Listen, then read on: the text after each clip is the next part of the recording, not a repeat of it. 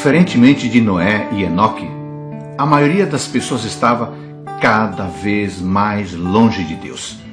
Os filhos de Deus, que eram os descendentes de Sete, e as filhas dos homens, que eram mulheres ímpias, cainitas, entraram em alianças profanas. E por isso a maldade aumentou de maneira desproporcional. Foi tão grande a tristeza de Deus pela infidelidade do ser humano, que a Bíblia diz que ele se arrependeu de haver criado a humanidade. Na verdade, amigos, o texto quer dizer que lhe pesou o coração. O arrependimento de Deus é uma expressão que se refere à dor do amor divino, ocasionada pela pecaminosidade do ser humano. Ressalta que Deus, em harmonia com a sua imutabilidade, assume uma mudança de posição em resposta a uma mudança ocorrida na criação. O pecado enche o coração divino de profunda dor, piedade, desperta todo o insondável oceano de simpatia pelos pecadores da qual o amor infinito é capaz. Falemos um pouco de Noé. Ele é caracterizado por 3 expressões e cada uma delas o contrasta com seus contemporâneos. Ele era um homem justo. A palavra justo não implica inocência imaculada, mas retidão, honestidade, virtude. O segundo atributo aponta para Noé como alguém irrepreensível em sua geração. Isso não significa que vivia num estado de impecabilidade, mas sim de integridade moral. Refere-se não apenas à vida piedosa de Noé, mas também à constância de sua religião em meio à atmosfera carregada de iniquidade na qual ele vivia. Finalmente, a vida de Noé se assemelhava à de seu piedoso ancestral Enoque, que fora trasladado para a glória eterna 69 anos antes do nascimento de Noé. Durante sua própria infância, quando a trasladação de Enoque estava vívida na memória dessa geração, Noé deve ter ouvido falar muito da vida desse homem. Mas o fato de Noé ser descrito como justo, irrepreensível e que andava com Deus, não implica que houvesse alcançado justiça por esforços próprios. Como todos os verdadeiros filhos e filhas de Deus, ele foi salvo pela fé. Em meio a uma sociedade injusta, devemos ser justos. Em meio a pessoas que erram porque querem errar, devemos ser corretos. Em meio a uma sociedade que se afasta de Deus, nós devemos andar perto do Pai Celestial. Faça isso hoje. Viva dessa maneira hoje, pela graça de Deus.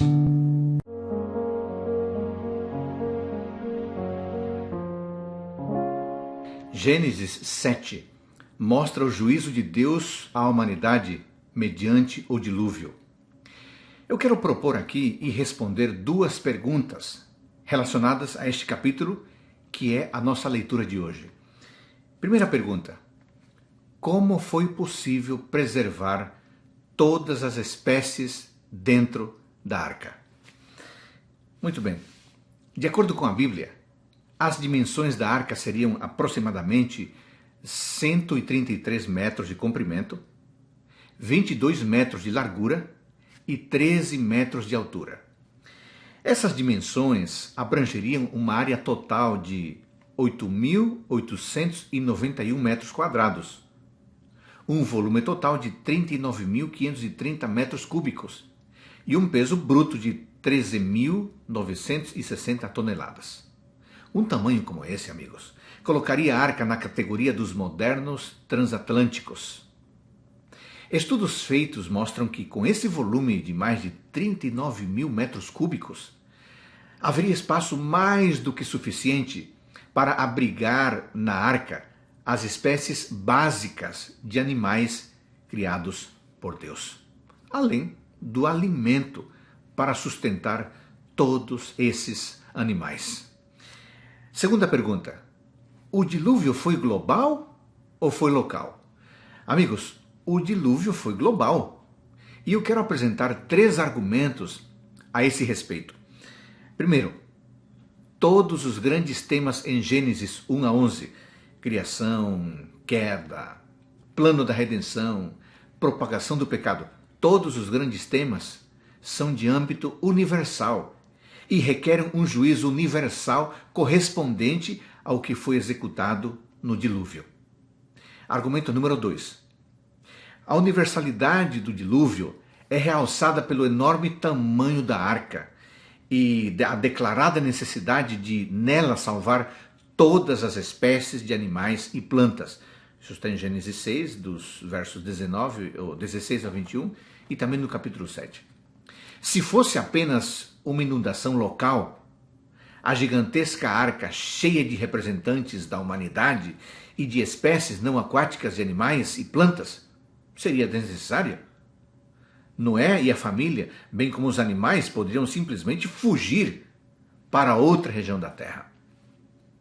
Argumento número 3. As passagens do Novo Testamento a respeito do dilúvio empregam linguagem universal, abrangente. Por exemplo, Mateus 24:39, levou a todos. Lucas 17:27, destruiu a todos. Além do mais, 2 Pedro 2:5 diz, não poupou o mundo antigo quando fez vir o dilúvio sobre o mundo de ímpios. Em Hebreus 11:7, Noé condenou o mundo.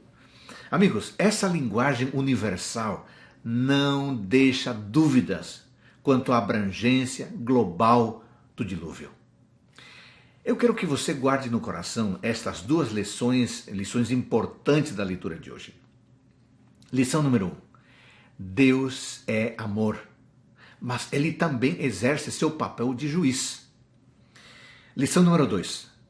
A despeito dos desafios de ficar dentro da arca, ela, amigos, era o único lugar seguro. Eu posso até comparar a igreja com a arca. Você pode reclamar da sua igreja. Você pode apontar erros na sua igreja. Mas, amigo, a igreja é o único lugar seguro para o povo de Deus. Temos uma terceira lição. A arca se manteve segura porque Deus a protegeu. Nenhum empreendimento é seguro se não contar com a bênção e com a proteção do nosso Pai Todo-Poderoso.